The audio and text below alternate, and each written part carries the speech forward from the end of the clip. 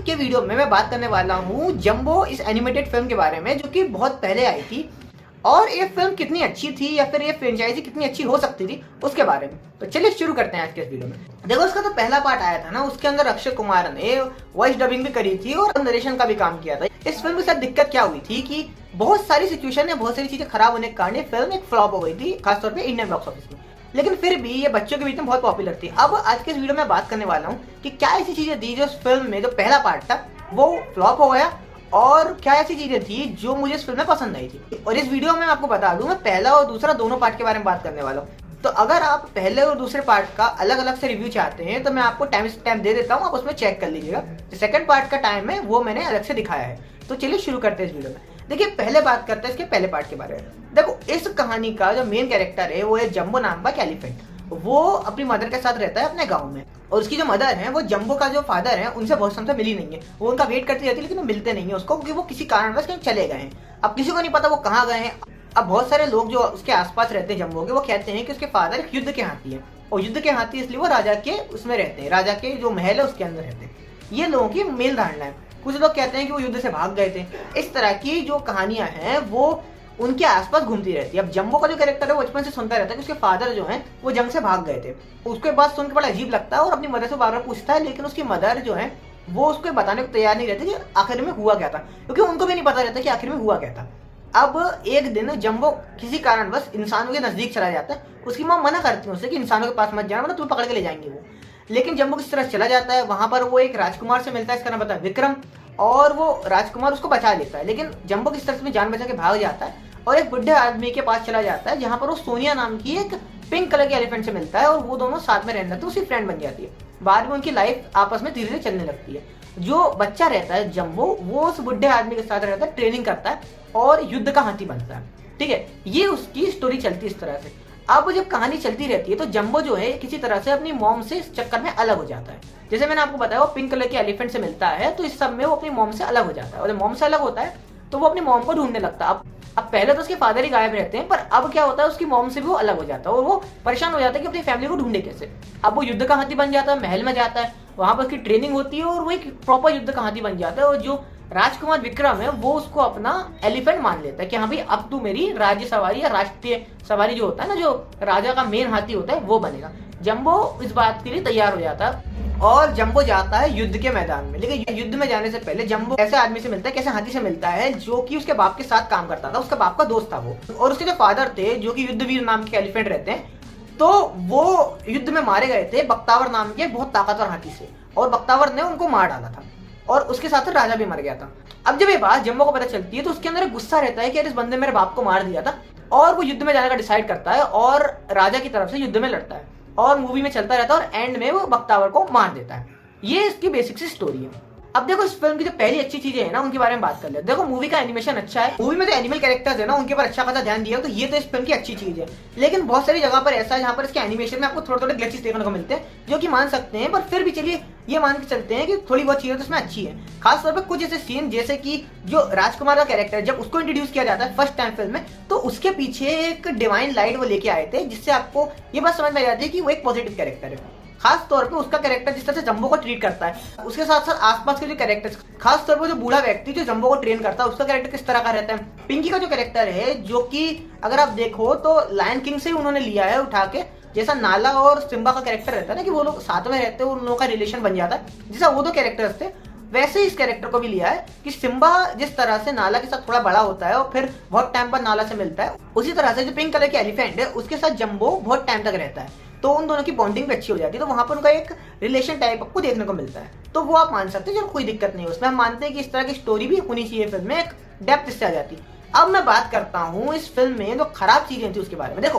पहली बात तो क्या है ना, मूवी इमोशनली डेप्थ आपको रखती ही नहीं है। पहले अगर आप मूवी को स्टार्ट से देखेंगे तो आपको ये लगता है कि जंबो का जो कैरेक्टर अपने फादर को ढूंढना चाहता है, वो आपके अंदर एक्साइटमेंट रखता है कि हाँ भाई अपने बाप को ढूंढ ले तो हमको एक अच्छी एंडिंग देखने को मिलेगी। लेकिन अगर आप देखें तो मूवी में बहुत जगहों पर वो भूल ही जाता है कि उसके फादर को उसको ढूंढना है। जब उसकी मॉम उससे अलग हो जाती है, अपनी मॉम को ढूंढने के लिए लग जाता है, और फिर जब वो धीरे धीरे करके राजा के लिए हाथी बनने के लिए ट्रेनिंग करने लगता है, तो भले उसके अंदर ये विचार रहता है कि अपनी फैमिली को पाले, लेकिन फैमिली को मिलने के लिए जिस तरह से वो उतावला होना चाहिए उस तरह से हमको उतावला वो दिखता नहीं है।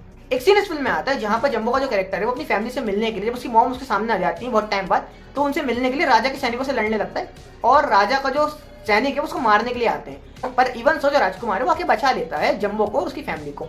तो वहां पर आपको उनका कैरेक्टर देखने को मिलता है। लेकिन जहां पर ये फिल्म आपको बहुत बुरी तरह से डिसअपॉइंट करती है ना, वो कैरेक्टर है बख्तावर का। मतलब जो कैरेक्टर जिसने जम्बो के बाप को मारा है, उस कैरेक्टर के प्रति आपको वो गुस्सा महसूस ही नहीं होता। क्योंकि अगर आप देखें बख्तावर का जो कैरेक्टर है ना, वो इस तरह का नहीं है कि आपको उससे नफरत होने लगे।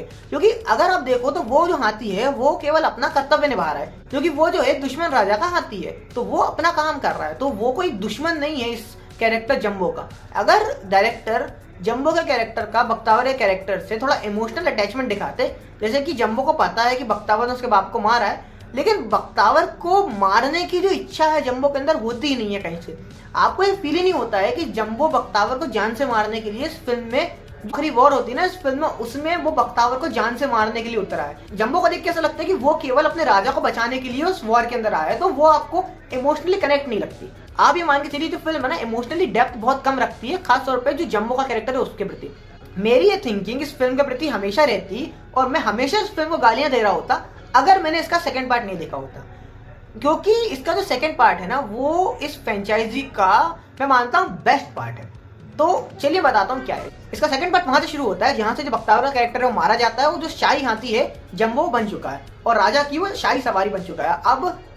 अब क्या होता है, इस कहानी को इस तरह से लिया उन्होंने कि जो राजकुमार विक्रम है उसकी बहन को जो शत्रु सेना है उन्होंने आज भी किडनैप करके रखा हुआ, पकड़ के रखा हुआ है। विक्रम तो निकल के आ चुका है, लेकिन जो सेना है उसने अभी भी जो बड़ी बहन है उसका बच्चा है उसको पकड़ के रखा हुआ है।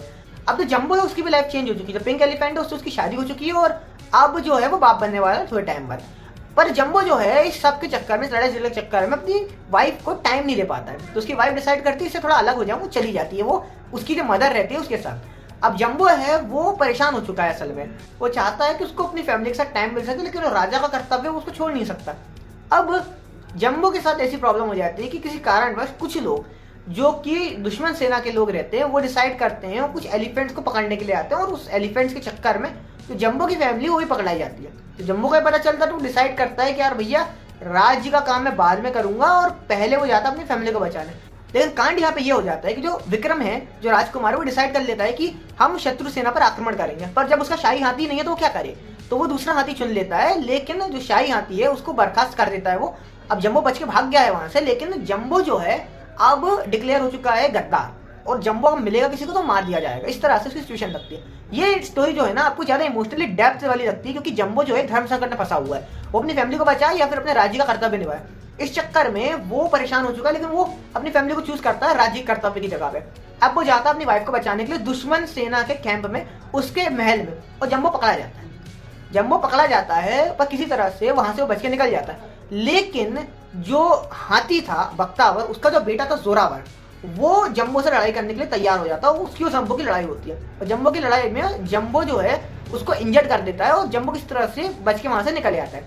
लेकिन आपको इस फिल्म में जो नया पार्ट था इसमें बहुत अच्छी चीज देखने को मिलती है कि इस फिल्म में थोड़ा मैजिक वो लेके आए थे।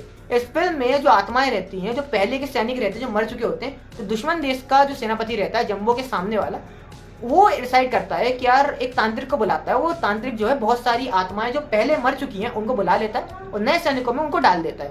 और उन्हीं में से एक आत्मा होती है जोरावर नाम के उस हाथी की, जो जम्बो के हाथों मारा गया था।